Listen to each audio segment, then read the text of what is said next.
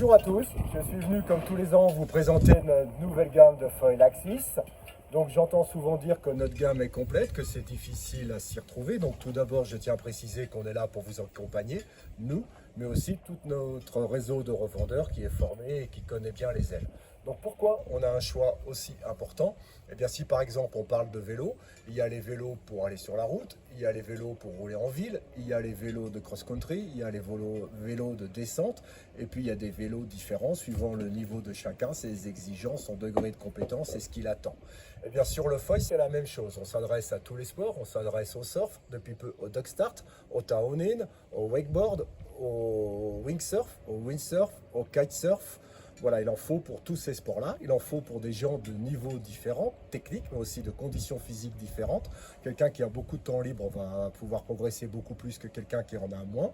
Et puis, on a aussi des spots différents. Ce qui est vrai à 800 ne l'est pas forcément à Brest, l'est encore moins à Osgore. À Leucate, ils utiliseront d'autres foils. À Fréjus, encore autre chose. Et si vous allez dans les lacs de montagne qui sont très irréguliers, ce sera encore autre chose. Donc nous, on a une gamme complète pour pouvoir convenir à tout le monde dans tous les sports et dans tous ces endroits-là. Ce qui explique la profondeur de la gamme. Il appartient ensuite à chacun de choisir dans la gamme ce qui correspond à son niveau technique, à son choix, à son utilisation, au sport qu'il pratique. Et pour cela, eh bien, cette vidéo-là va vous accompagner, mais également, comme je vous le disais, nous pouvons vous répondre en ligne, ainsi que tous nos revendeurs. Donc on va commencer par les ailes.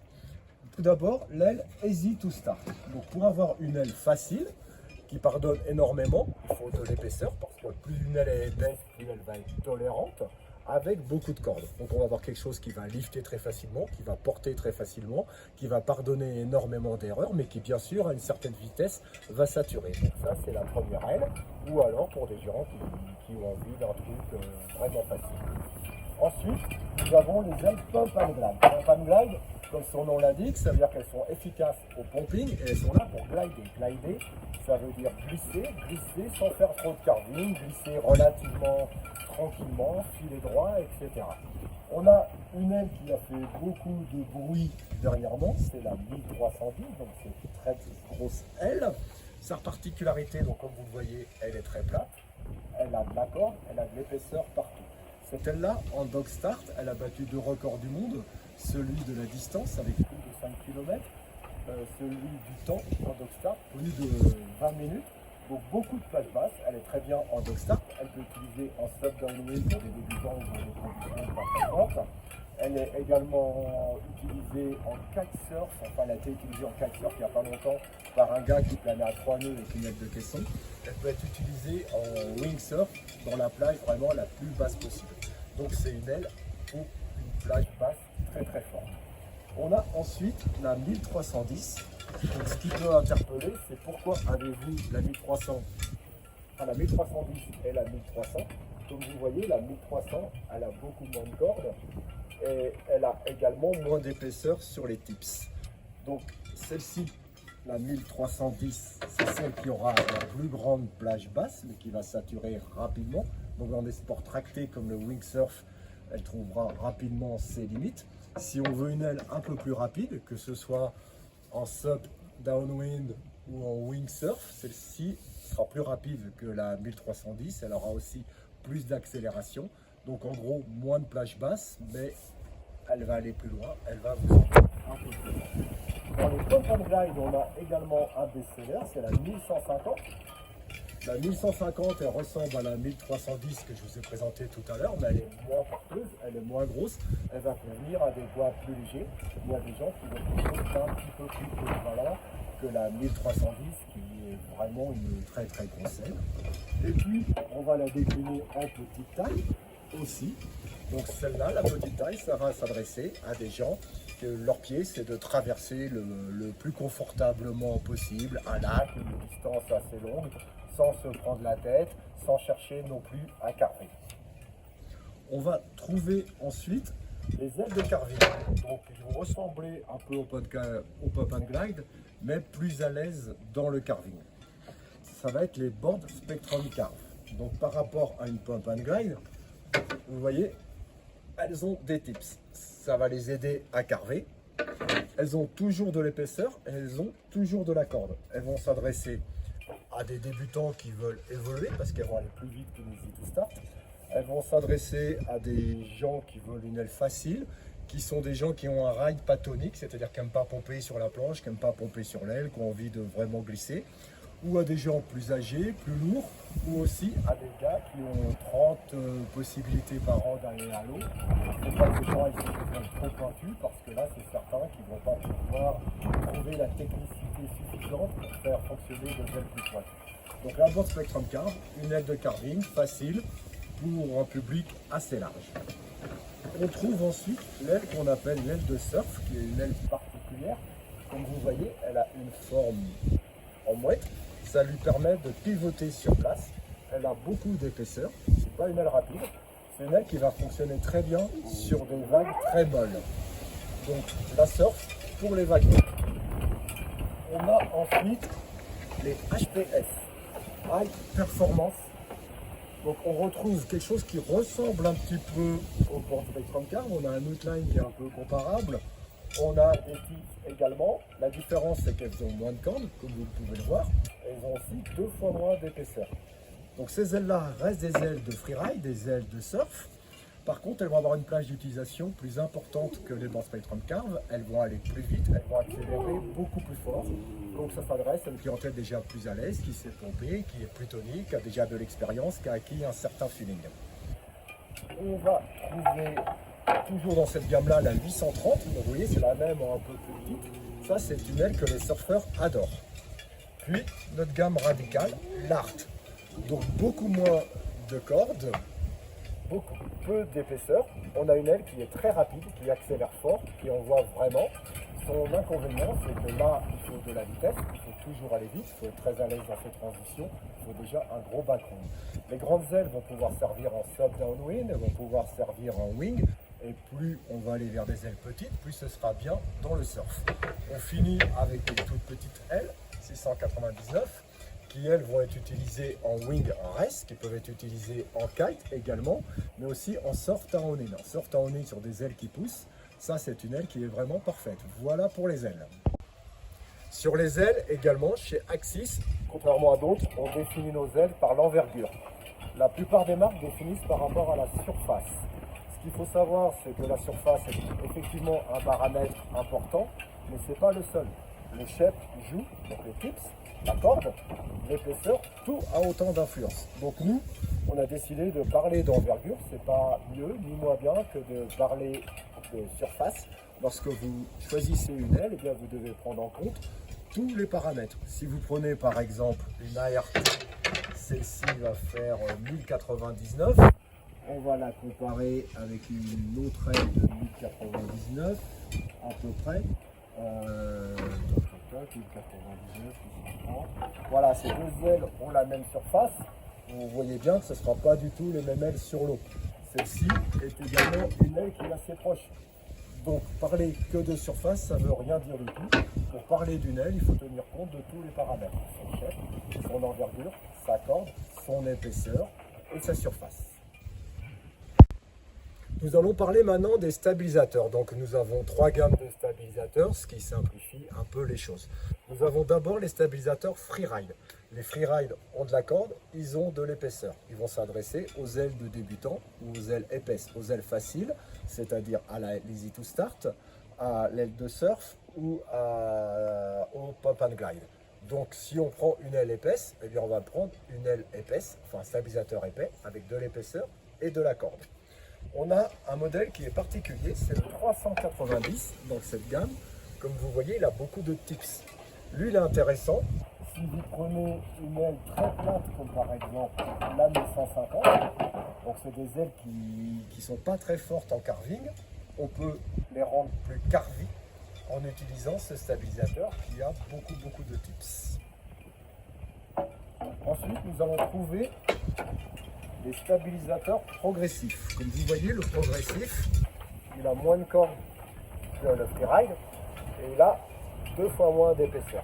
Le progressif va s'adresser en priorité aux ailes fines, c'est-à-dire les HPS et les ART. Il peut aussi servir quelqu'un qui a acheté un Bond Spectrum Carve, qui a atteint un certain niveau, il a envie d'accélérer plus, il a envie de débrider son foil, mais il n'a pas envie tout de suite de changer ses ailes, d'acheter une aile plus petite.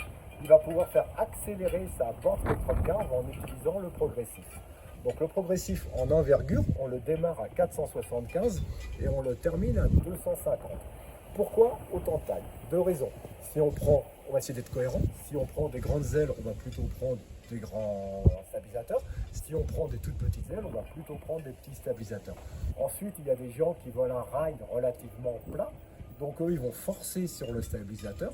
Et il y en a d'autres qui veulent un maximum de pieds avant, pas du tout de pieds arrière, et ils vont réduire complètement les stabilisateurs. Donc là, on a affaire à des gens plus techniques qui savent exactement ce qu'ils veulent et qui, eux, vont choisir la longueur qu'ils veulent. Et le dernier stabilisateur, c'est le speed. Donc comme vous voyez, le speed, il est plus élancé et il a moins de cordes encore que le progressif pour des épaisseurs quasiment comparables.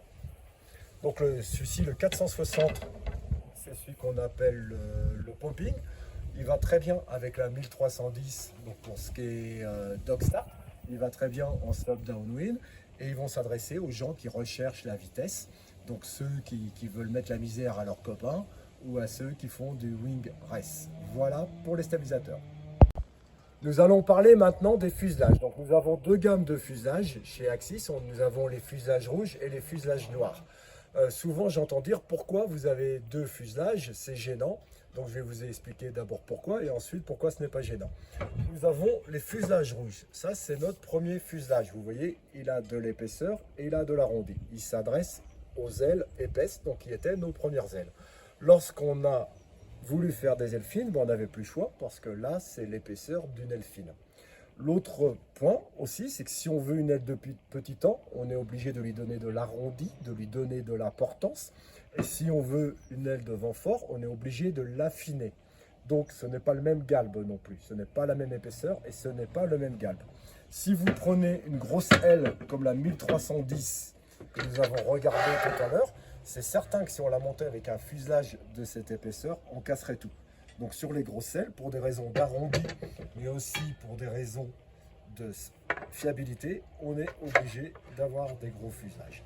Si vous prenez une aile fine, comme par exemple l'Art, la toute petite, vous voyez bien qu'on n'a pas du tout le même arrondi, et on a des épaisseurs qui sont incompatibles. Donc on est obligé d'avoir deux types de fuselage. Souvent on me dit ouais mais quand on progresse on sera obligé de changer. De toute façon le jour où vous aurez progressé vous serez obligé de changer. Donc que vous changez pour deux fuselages de la même épaisseur ou pour deux fuselages d'épaisseur différente, ça ne change rien à votre problème. Vous serez de toute manière obligé d'ajouter un second fuselage. Sur chacun de ces fuselages nous avons 5 longueurs. On a les plus longs qui sont les plus stables, les plus longs raccourcis, plus on va avoir quelque chose d'agressif. Pourquoi? Eh bien parce qu'il y a des sports différents, des activités différentes et des gens différents. Si vous faites du windsurf ou du wingsurf race qui vont vite, vous allez avoir besoin de stabilité, donc vous allez plutôt choisir de la longueur.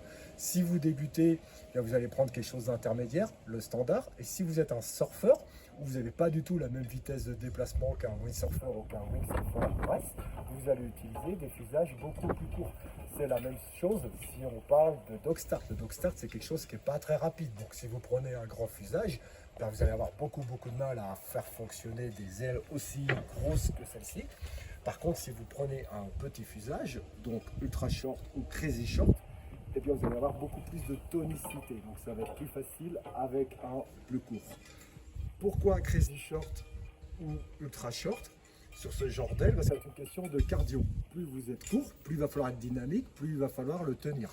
Donc si vous voulez un fuselage stable, vous allez prendre un peu plus long. Si vous voulez un fuselage agressif, plutôt plus court.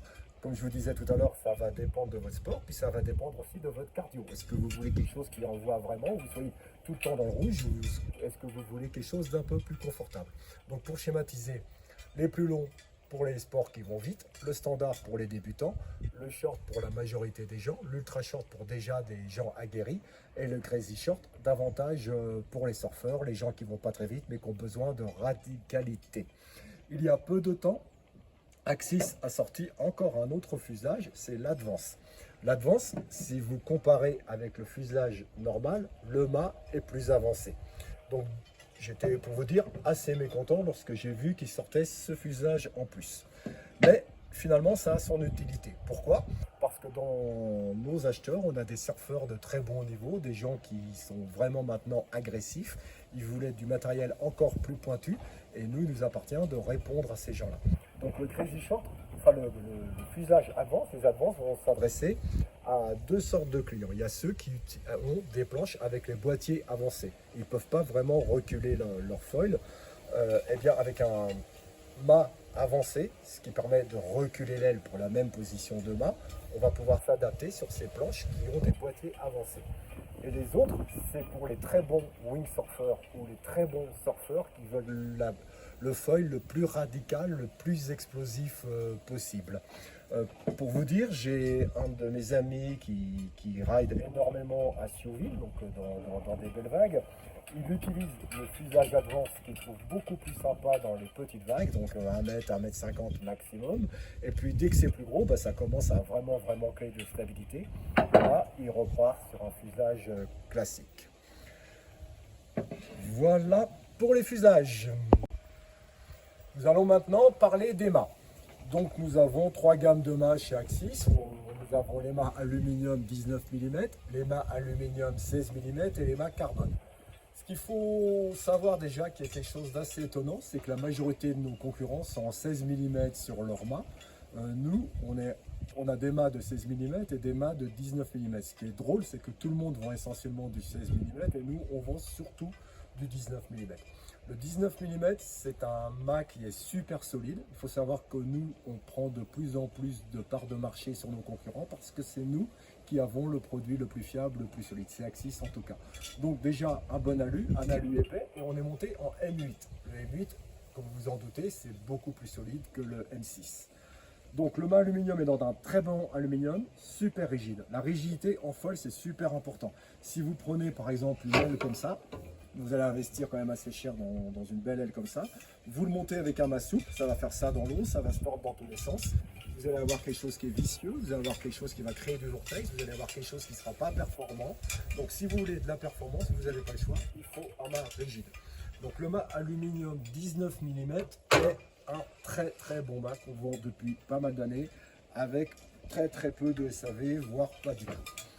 Le mât aluminium, vous allez le monter sur une masse de baise et vous allez lui mettre un doudode. La doudode, c'est cette pièce-là qui permet la connexion entre le mât et le fuselage.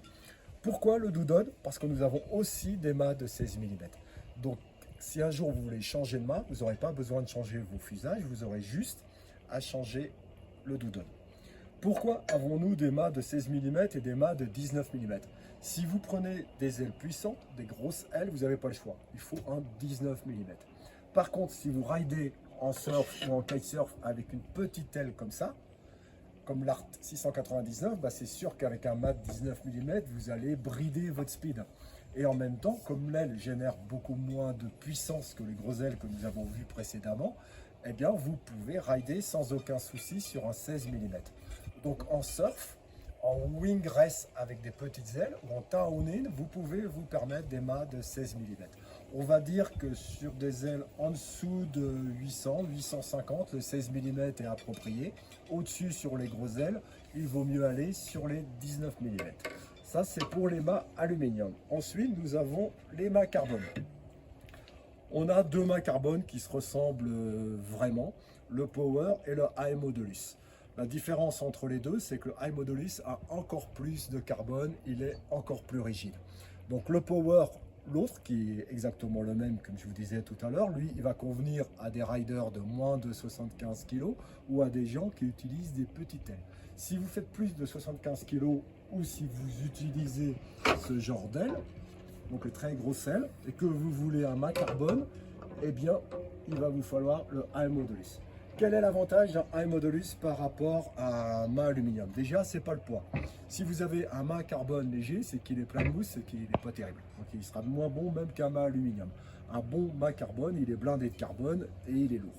Donc des fois, on me dit, ouais mais bon, c'est plus facile quand on a un mât léger pour porter son foil sur la plage. Donc là, vous avez deux choix. Soit vous voulez un foil facile à porter sur le sable et pas performant sur l'eau, soit vous voulez un truc un petit peu plus lourd sur le sable, mais qui cartonne sur l'eau. Je pense que la messe est dite, quoi. Quand on achète un mât carbone, c'est pour que ça cartonne, c'est pas pour que ce soit confortable à porter sur la plage. le mât carbone, son avantage par rapport à un mât aluminium, c'est qu'il a un profil dégressif. Il a de la corde et ensuite une épaisseur qui diminue. Il a 19 mm et de la corde en haut pour avoir de l'importance, pour aider à décoller. Et puis plus vous allez voler, plus vous allez aller sur un mât fin, donc gagner en vitesse. Donc le mât carbone, son avantage, c'est surtout ça, c'est le profil dégressif. C'est des mâts qui ne sont pas donnés, donc je l'accorde, hein, ça coûte un bras. Si vous ne pouvez pas acheter un mât carbone, faut pas non plus être frustré. Comme je vous disais tout à l'heure, le mât aluminium 19 mm fait très bien le taf. Si vous utilisez un mât alu 19 mm, même avec une grosse aile comme celle-ci, vous aurez un pack qui sera performant. Voilà, il n'y a pas de raison d'être frustré ni d'être déçu. Le mât carbone, si vous avez les moyens, si vous pouvez vous l'offrir, bah, ce sera un plus. Mais encore une fois, sachez qu'avec un mât aluminium 19 monté en MV, vous avez un super produit. Voilà, j'espère que j'ai été clair et puis bah, peut-être un de ces quatre sur l'autre.